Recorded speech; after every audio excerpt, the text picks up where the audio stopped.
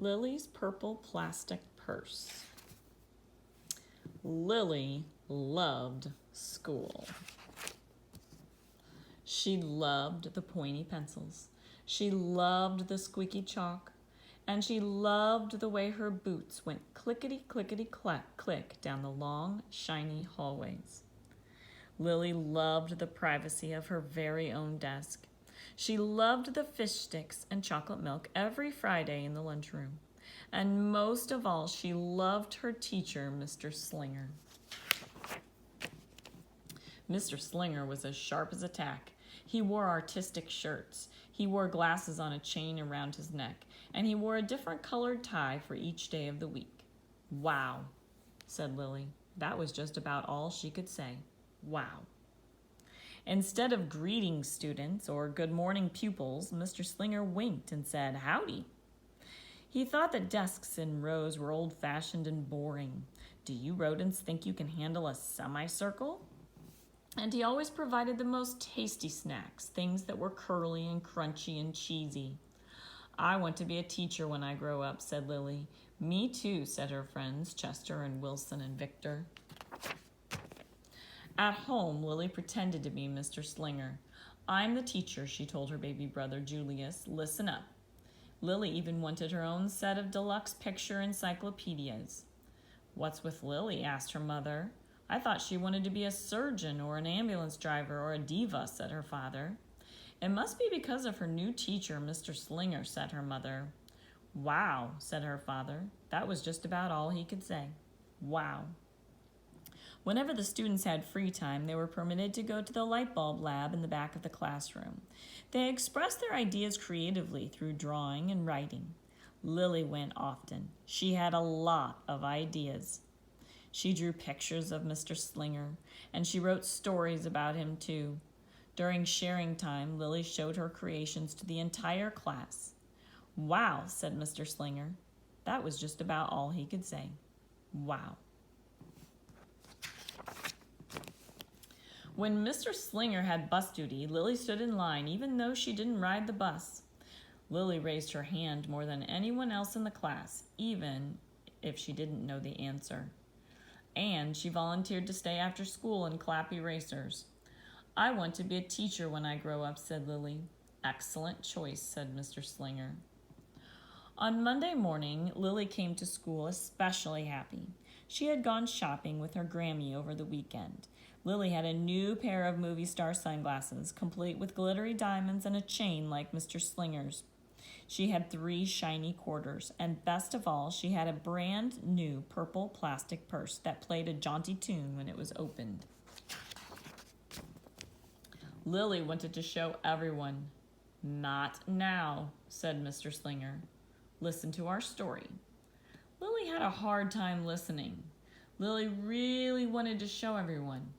"Not now," said Mr. Slinger. "Let's be considerate of our classmates." Lily had a hard time being considerate. Lily really wanted to show everyone. "Not now," said Mr. Slinger. "Wait until recess or sharing time." But Lily could not wait. The glasses were so glittery. The quarters were so shiny, and the purse played such nice music, not to mention how excellent it was for storing school supplies. "Look," Lily whispered fiercely. "Look, everyone. Look what I've got." Everyone looked, including Mr. Slinger. He was not amused. "I'll just keep your things in my desk till the end of the day," said Mr. Slinger. "They'll be safe there, and then you can take them home." Lily's stomach lurched. She felt like crying. Her glasses were gone. Her quarters were gone. Her purple plastic purse was gone. Lily longed for her purse all morning. She was even too sad to eat the snack Mr. Slinger served before recess. That afternoon, Lily went to the light bulb lab. She was still very sad. She thought, and she thought, and she thought, and then she became angry. She thought, and she thought, and she thought some more, and then she became furious. She thought, and she thought, and she thought a bit longer, and then she drew a picture of Mr. Slinger.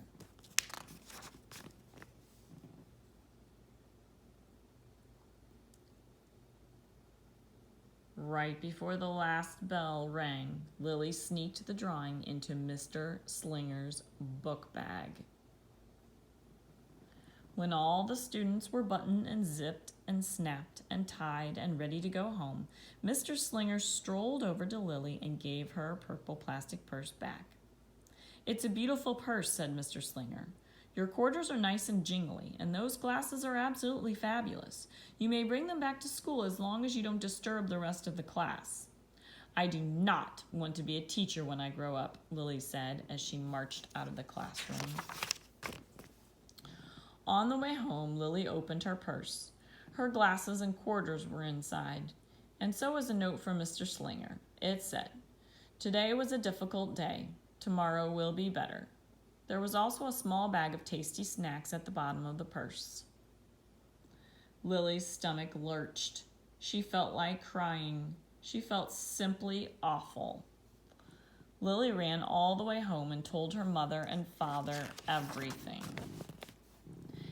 Instead of watching her favorite cartoons, Lily decided to sit in the uncooperative chair.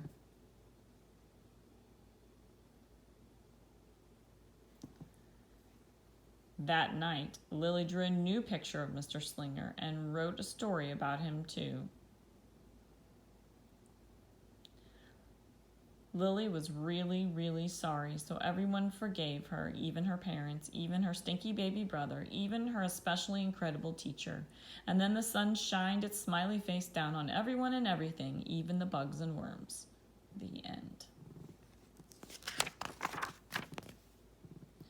Lily's mother wrote a note, and Lily's father baked some tasty snacks for Lily to take to school the next day. "I think Mr. Slinger will understand," said Lily's mother. "I know he will," said Lily's father. The next morning, Lily got to school early. "These are for you," Lily said to Mr. Slinger, "because I'm really, really, really, really, really, really, really, really, really, really, really, really, really, really, really, really, really, really sorry." Mr. Slinger read the story. He looked at the picture. And he read the note. And he sampled the snacks. "Wow," said Mr. Slinger. That was just about all he could say. Wow. "What do you think we should do with this?" said Mr. Slinger. "Could we just throw it away?" asked Lily. "Excellent idea," said Mr. Slinger. During sharing time, Lily demonstrated the many uses and unique qualities of her purple plastic purse, her shiny quarters, and her glittery movie star sunglasses. Then she did a little performance using them as props. "It's called interpretive dance," said Lily. Mr. Slinger joined in. "Wow," said the entire class. That was just about all they could say. Wow. Throughout the rest of the day, Lily's purse and quarters and sunglasses were tucked in safely inside her desk. She peeked at them often, but did not disturb a soul. Right before the last bell rang, Mr. Slinger served Lily snacks to everyone's delight. "What do you want to be when you grow up?" asked Mr. Slinger. "A teacher," everyone responded. Lily's response was the loudest. "Excellent choice," said Mr. Slinger. As the pupils filed out of the classroom, Lily held her purple plastic purse close to her heart. Mr. Slinger was right. It had been a better day. Lily ran and skipped and hopped and flew all the way home. She was so happy, and she really did want to be a teacher when she grew up. That is, when she didn't want to be a dancer or a surgeon or an ambulance driver or a diva or a pilot or a hairdresser or a scuba diver. The end.